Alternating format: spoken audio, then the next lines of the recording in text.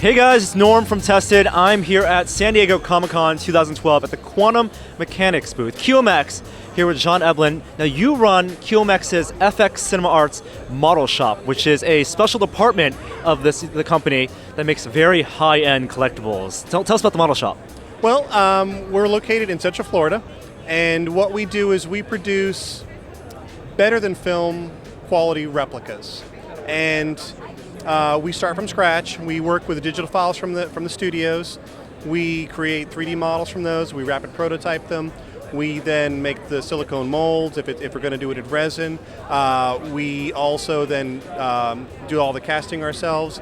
We do the electronics, we do the paint, we do all the assembly. From start to finish, everything happens in the building. So Quantum Mechanix, you guys are a company, you guys make replicas for collectors, right? So you have a deal with Bad Robot, I can buy the Star Trek pin, those are great, but those are not, that's not what the model shop does. And you basically, you worked at ILM, I did. And you basically took lessons from ILM building models, but now you're doing something that's even more detailed than what you did back then. Well, when you're working with a film model, you've got an extremely tight deadline.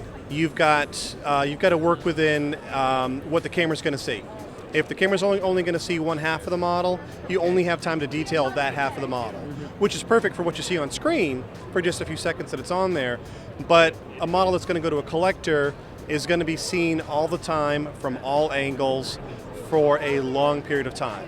So we've got to take the detail that was in that filming miniature, and we've got to make sure that it's complete in the Artisan piece. Well, let's get to specifics, because new for this year, you guys have a prototype right here, NCC 1701D from Star Trek The Next Generation. Yes. How appropriate. I hear it's the 25th anniversary this year. Timing could not be better. It is. Timing is perfect. In fact, we're going to release our replica in September, pretty much on the date of the 25th anniversary of when the show first aired. Wow. Okay. So last year you guys had the J.J. Abrams Enterprise. Yeah, the 2009 Enterprise. And then you also had the one from the motion picture. We refer to that as the refit from the original movies. And those are both in the Artisan line, about this size, and this is the Enterprise D, my favorite one. She's beautiful. She is. The Enterprise lineage, it spans 30 plus years, and you can see the artistic influences through the decades, through what the original Enterprise looked like in the 60s, through what the refit looked like in the 80s, through what the next generation Enterprise D looked like in the 90s, and then what the 2009 Enterprise looks like currently. And they all retain some of the same similarities based on what Gene Roddenberry wanted, but they've all got their own unique things that make them special. And one of the interesting things is that you can see that when you see all the replicas together, you can see that lineage, but you can also see the stark differences between them. So walk me through the entire process. You guys got the design from CBS, right? And computer designs, because they actually built a wood model to film upside down for Next Generation. That's massive. It was a 6 foot filming miniature that they used for many episodes. It was the one that you would see in the opening credits doing the flyby, and that's the one that we based ours on. That in combination with what you saw in Star Trek Generations, they used that same model they did a little bit of a paint enhancement on it to get a little bit more detail out of it for the movie screen. And that's what we tried to capture as well. So when you're designing something for the home, you have to light it a certain way, what are the things that you have to take into consideration in terms of materials and construction? Well, the first thing is longevity, is that she's going to be around for a long time. So we want to make sure that whatever materials we use are also going to be around for a long time. So right now, what is this made of? She's a combination of a high heat resistant epoxy, steel on the inside, brass, some acrylic, and some styrenes. One thing that we know in particular about the Enterprise D is that she's not a fan of gravity. She's very forward heavy.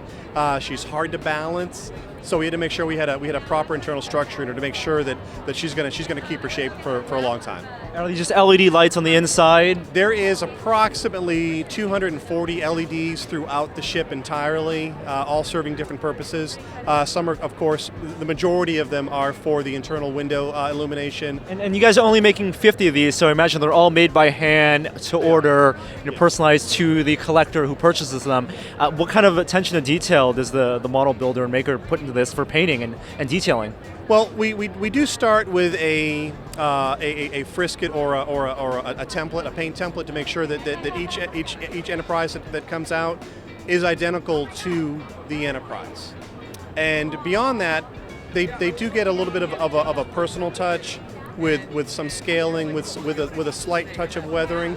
We want to make sure that it doesn't look like a plastic toy. So we've got to give her a sense of scale. We've got to tone down the paints on it after we put them on there nice and bright.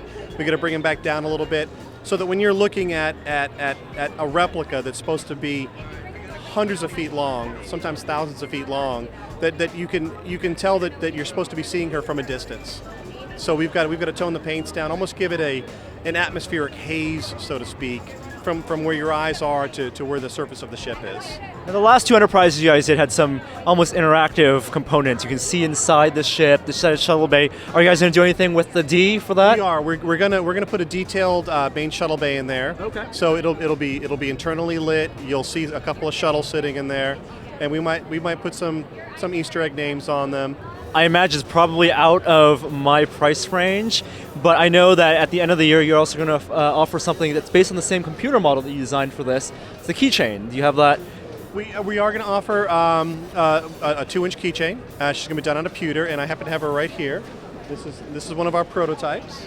She was built from the same files that we did our 30-inch Enterprise D from, and we're also hoping to do a smaller bookshelf size, something under 10 inches, where it makes it's going to be in a more affordable range for folks.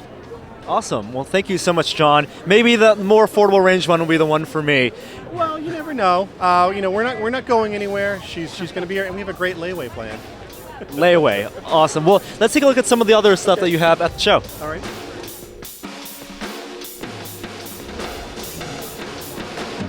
All right, so I'm here with Andy Gore, CEO of Quantum Mechanix. Now, John earlier showed us the Enterprise D, which I'm super excited about.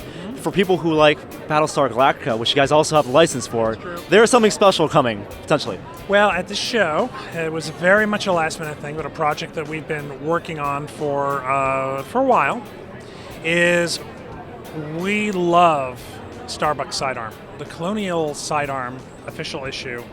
And we're very lucky to work with a gentleman named Kenny Palco, who was one of the armorers on the show. And Kenny has worked really closely with us to develop I'd like to say, an idealized replica of the piece. I mean, it matches absolutely, but then Kenny also came up with some very nice improvements. And we have the first sample here at the show. Oh, awesome. Would you like to show us?